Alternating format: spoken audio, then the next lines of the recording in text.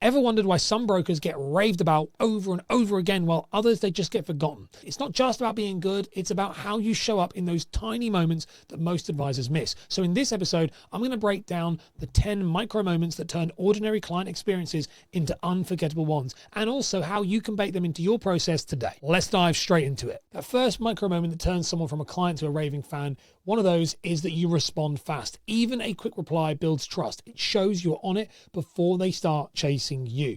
I actually think that this is the reason it's number one, because I think it's probably one of the fastest things you can do straight away to make people like you. If you respond fast, now fast doesn't mean straight away, and I do say this to clients when I coach them, you don't have to be responding as soon as that message comes in. In fact, I wouldn't advise you do that. What you should do though, and what I recommend my clients do, is you have structured time in your diary, which is response time, and then there's time where you're working. I follow the Ryan Serhant method on this, which is the find a keeper doer method, is where you find business. You have time in your diary to find business.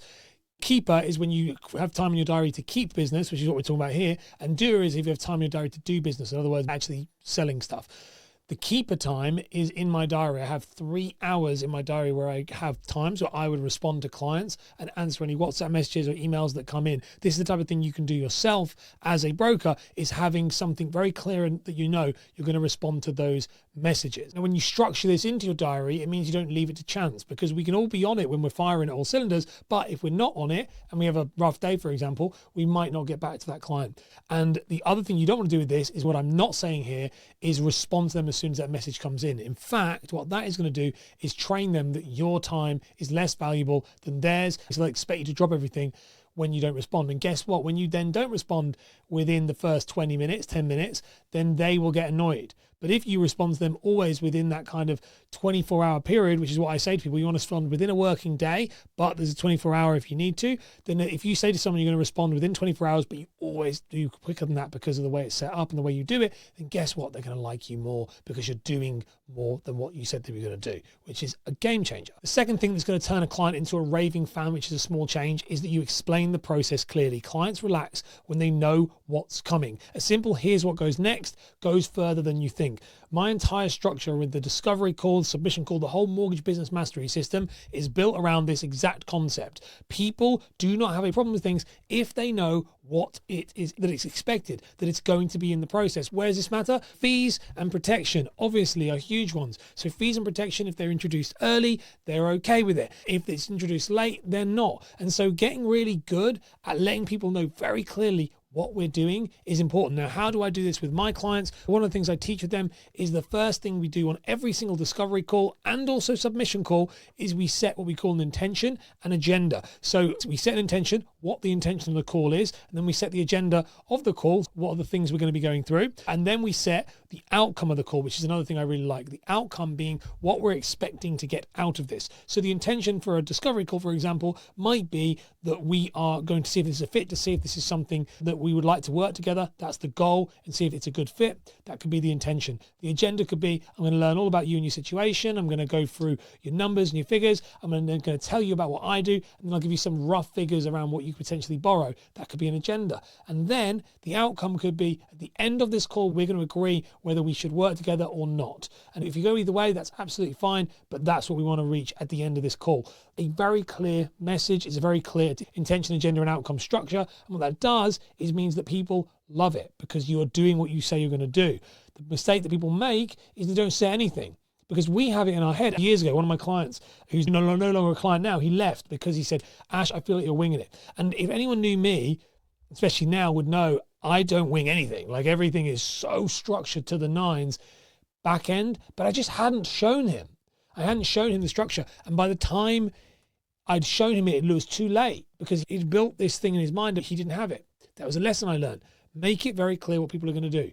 And that's exactly the same for yours. Make it very, very clear. If they know insurance is coming, they know what we're talking about within the mortgage package, they know all of this stuff, then guess what? They will take it. And not only with that, they will start to compound the fact they believe that you know what you're doing and that you always do what you say you're going to do. Third thing that's going to make them a raving fan is you celebrate the small wins. So that DIP approved, that mortgage offer accepted, them completing on the house, these moments matter, so make them feel it.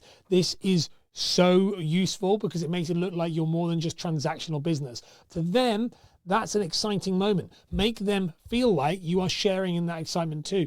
And the spoiler on this one is actually do feel it.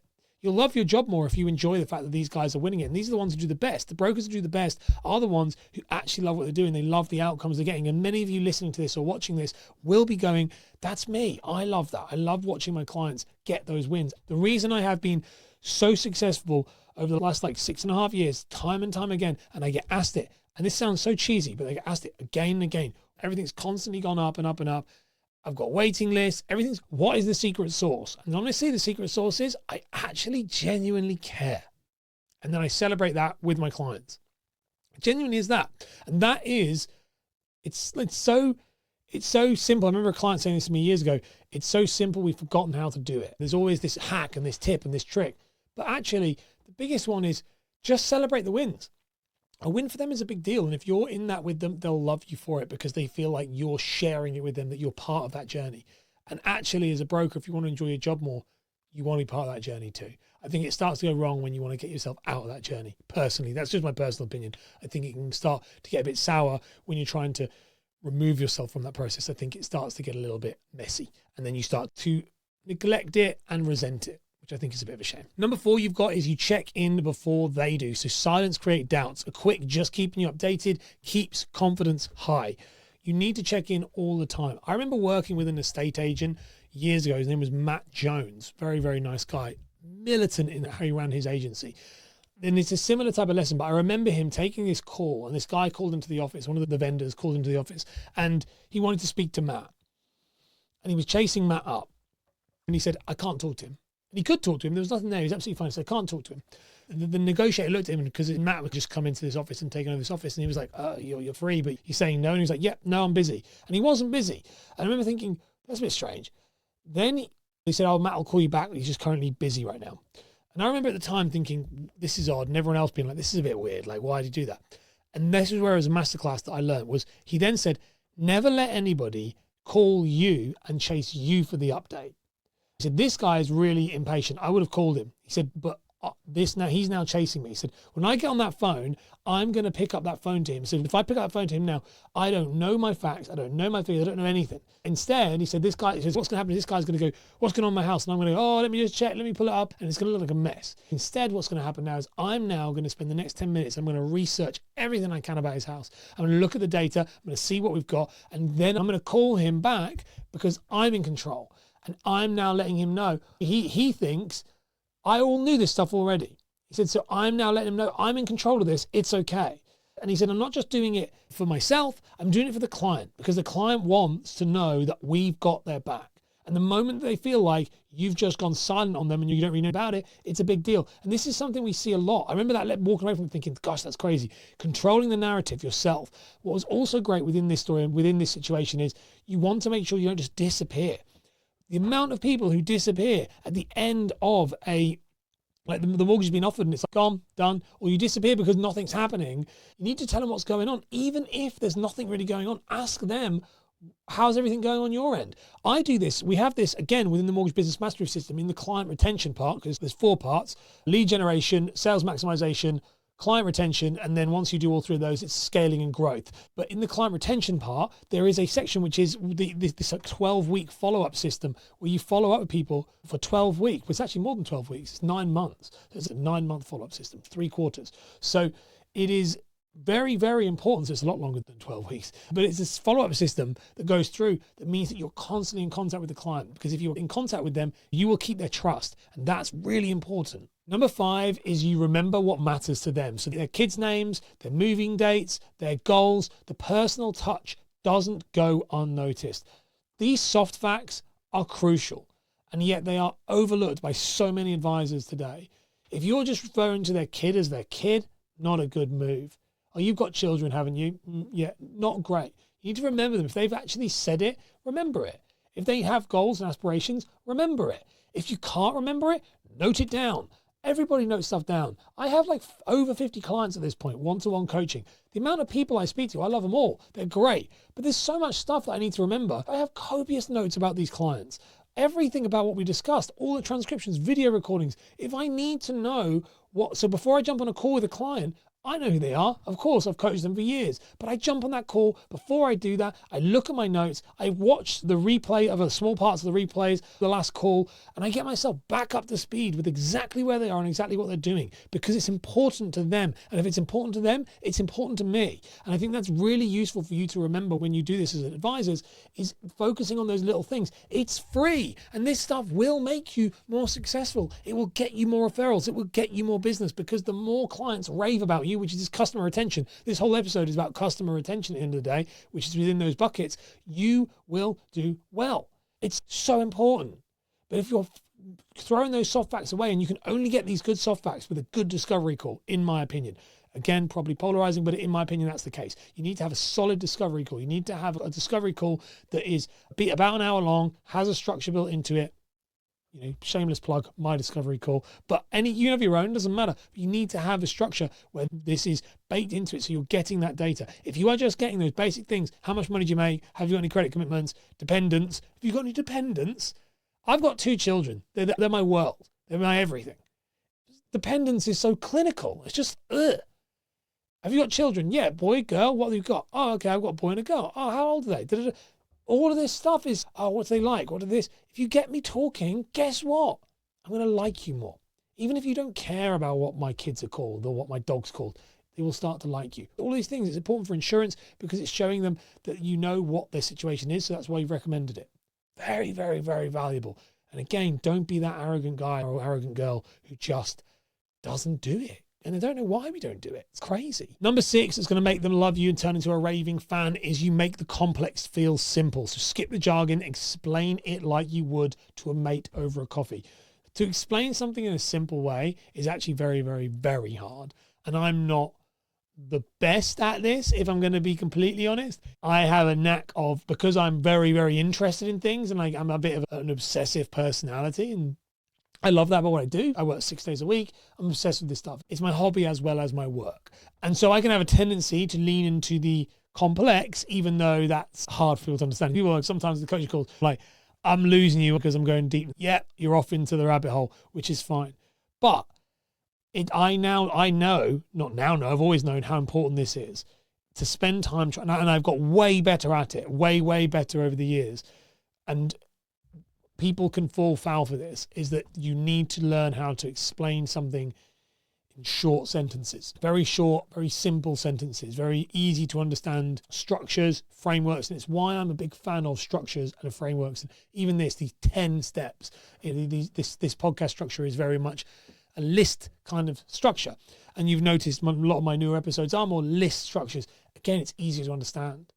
So creating stuff in your process for your clients to make it very clear, which is why we said at the beginning, agenda. So the intention, agenda, outcome, very clear. It takes 30 seconds to say it. If it's got a clear structure of what's going to happen next, what is a fixed rate? It means this. I do this with life insurance. Life insurance, it's a lump sum that pays out if you die. That's literally it. It's a lump sum if it pays out if you die. Critical illness cover, it's a lump sum that pays out if critical illness. Income protection and family income benefit. These provide income if you're unable to work and income if you are no longer here. Now, why is that important? Because it's very clear. How many times, though, we go to this thing of critical illness cover, love cover, family cover, mortgage cover. Just call it what it is. Super clear. Bang, bang. Fixed rate. It means the mortgage will be fixed for a certain period of time. Think of it like a phone contract. Very clear. Again, we need to think about these more and more. Make them as clear as you possibly can. The clearer you are, the more they're going to love you, because they don't know this as much as you do about this subject. Number 7 is you stay calm when things go sideways. So if there's a down valuation, there is a legal delay, you're the steady hand, not the panic button. This one actually doesn't come up all the time, obviously, because not all the time does client situations go bad. But when they do, the situation goes bad, you actually do want to be the rock in this kind of storm where everything can crash up against you. You do need to be the rock they can lean on. And why is that important? Most people are rubbish at this in regards to the process. The solicitors just go blank and disappear when things go bad. We all know, and we've all been there. The estate agents just want to blame everybody. Being an ex-estate agent myself, I know how that works. And everyone just want to blame everybody. And so when you are that person they can turn to, it's like, it's okay. Let's sort it out. We'll be okay. And even if you can't sort it out, you're just there and you stay calm and you're like, it will be all right. you're a calming voice to them, this is going to be very, very memorable.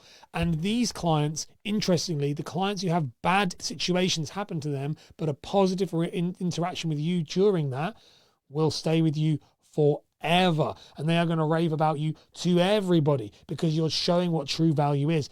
This is really valuable because it shows that when the times get tough, you're there for them, which is what they actually are paying you for. If you think about that, what are you paying your mortgage fee for? You get all these arguments, but they're paying for that reassurance. And if things go wrong, they want to know that you're going to be there. It's a winner all the time. And you'll start hoping, not hoping things go wrong, but when things do go wrong, you're like, cool, tap me in, put me in. I want to be in the game. I want to play because I know I can do this. I actually know is an odd thing about me, but I do have anxiety. I'm a stress guard like most people are. I do have anxiety, but I interestingly don't get anxious in times of chaos, only in times of calm, which is why I work a lot because I'm better when I'm working. And I learned this about me, that I can handle things when things go bad. I learned that about 6-ish years ago, where I was like, there are many situations in my life when things go bad, I'm the guy that all my family turn to, both and also my extended families, where people will turn to me and go, okay, cool, what do we need? And that's a really good skill to have. And if you're that person in your family, be that person for your clients too. And if you're not that person, become it. Number 8 is you stay in touch after completion. So most brokers disappear. You show up even when there's nothing to sell. Most brokers have this weird thing where they think of this idea of a client bank where they finish, and client bank is banned in my life. I don't agree with client banks. I don't think they exist. You don't have a client bank. You are in a transactional business, which you are. And so there is a beginning, a middle, and an end. Someone decides to work with you, they go through the process, it ends, it's over. At which point that client becomes a prospect again, and you have to earn that client back. And there is some arrogance on some people to believe that in 5 years' time, you just by get that mortgage again is absolutely laughable. And those people are going to get beaten into the dirt over the next few years with social media and AI, to be fair. It's like a double whammy. It's going to smash them to pieces. It's ridiculous. You should be staying in touch with clients after completion. Now, you can do this in many different ways. You can have an automated reminder, like a follow-up. They could have an automated email sequence that stays in touch with them every single month with some form of newsletter. You can have it automated. You can add them on social media and be engaged in their socials too. So when they do a photo about their new dog, you can write a comment and say, that's really sweet. You can do that. That's one of the great things about social media. You can find people and stay in touch with them on a personal level. That's really, really cool. So there's many ways of doing this, but you want to stay in touch with them. Not just in 4.5 years' time when you go, guess what? We can get your mortgage sorted now 6 months before so that we get a good rate. Yeah, it's fine. It's okay, but it's not great. It's one step above rubbish. Rubbish is letting them go to the SVR. One step above that is going, I'll speak to you 6 months before so that I can lock in my money. Instead, having annual reviews, which I'm a big advocate for, we use that within the client retention system, within the Mortgage Business Mastery, like business engine concept, and also having, like I said, email touch points and also social media touch points. It's very, very useful. Stay in touch with the clients. If they stay in touch with you, there's much, much, much higher chance they're going to refer you and come back to you. And that's the whole idea of it. It's a closed loop system. When they leave, you want them to go back into your nurturing, like marketing, nurturing kind of pool and nurture them until they're ready. And then they're going to become active again. They become a passive prospect once they've bought. But once they become activated again, meaning that they need a mortgage again, you're the person they should choose. And they're only going to choose you if you've stayed in contact. There's way too many other interactions that go on people's lives nowadays with social media, with everything else, for you to wait and think that they're going to remember you in 5 years' time. They just won't. Number 9 is going to make people rave about you is you give more than expected. A checklist, a referral, a kind word, being helpful when you don't have to, that is the magic. Now, giving more than you expected, I think, should be the default for what you do as a broker. Mostly when they come to a mortgage broker, they expect you to do a mortgage for them, and that's done. But you want to go above and beyond. You want to be their coach because you are their coach. You want to be their educator. You want to be that, like I said, the rock that's going to be there to support them. You are going to be that for these people. And you can do this in many different ways. So you can go above and beyond, as I said, by checking in with them regularly. How are they getting on with their purchase? Sending them content that is personalized to them, which, by the way, is very simple to do. Video screen shares of things. Like, for example, you can send them articles you found that might be useful to them. This all sounds really crazy, but a lot of people have an archive of articles around first-time buyer stuff that you might find useful that's on different sites bonus points on your site. And you say, actually, I was just thinking about this and you might find this useful. If they trigger that, put it in. Make it really, really personal. We don't do that enough. A checklist, for example, this is one of my favorite ones. You've moved in. Here's a checklist of all the things you need to do when you move in. Make sure you check the gas meters. These are things that go above and beyond just doing their mortgage. That's what people love.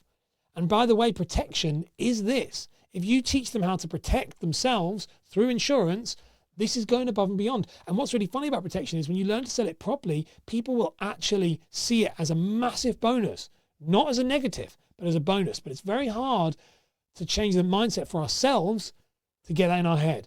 But go above what they expect. And what they expect is a standard broker who's going to source the deal. And this is why I nearly swore. I hate we source the market to get you the best deal. We have exclusive rates. I'm going to find you the top deal and get my job is to make sure you have the best deal. All of this stuff. And you're like, yes, you're a mortgage broker. You should. That's just given. I expect that. I don't expect to pay you and then you give me a crap deal. That's not what I'm after. So we have to be the same thing here. Think about that. What do you do above that? And if you go above that, people will love you for it and it will compound and you'll get more business. And it is a no-brainer. And number 10 is that you surprise them with something extra. So this could be a little card, a gift, a thoughtful gesture. Small things feel big when they're unexpected. We have this programmed into the Mortgage Business Mastery process where you send them a customized Moonpig card at the end of the completion. It is a banger. One of my clients got 7 referrals from one client from one card. It's just a no-brainer. And why is this important? Because it shows at the end, it's this thing called the peak end effect. The client remembers the peak of the emotion within that experience. So that could be the thing, usually that's the mortgage offer, is when it's happened. And then the end. That's the only two things. They form their memory based on the peak. So it could be the peak being the best thing, it could be the worst thing, it could be mega stressful and ends really bad. And if it's really stressful and ends really bad, guess what? That's a bad situation for that client. If it's really great and ends really bad, guess what? Probably bad situation. Really bad, ends really great. That's a really good situation. Really great and ends really great, really good situation. So there's many different ways you can do this. But when you end strong, you are going to increase the chance of you getting that business back later and those referrals, which is then what we said before about following up and staying in touch with them. But you can end this with a very nice personalized card. It's cheaper to do. I'm not a fan of hampers. I'm not a fan of other stuff like that. Send them a personalized Moonpig card to them. Trust me, this is worth its weight in gold. This is for purchase only. You can do stuff I wouldn't really bother too much with Remos. Remos are less interesting and less important personally because, and I'll tell you why that's the case with Remos, is because your Remos should just be clients who are coming back to you who are already existing clients. I wouldn't be actively sourcing Remos. It's not a good idea. The emotions are in the purchases. And that means you build lifelong clients in purchase. You don't build them during Remo. The Remos are the ones that come back after you've met them in purchase. So if you're looking for purchase business, I just wouldn't. So if you want clients to rave about you, refer you and come back to you time and time again, it won't be because of your interest rates. It'll be because of how you made them feel. These micro moments are your edge. Pick one and implement it this week and watch what happens. If you like this, I want to check out my 27 lessons I've learned from coaching mortgage brokers every single day. Give it a click. It's on screen right now.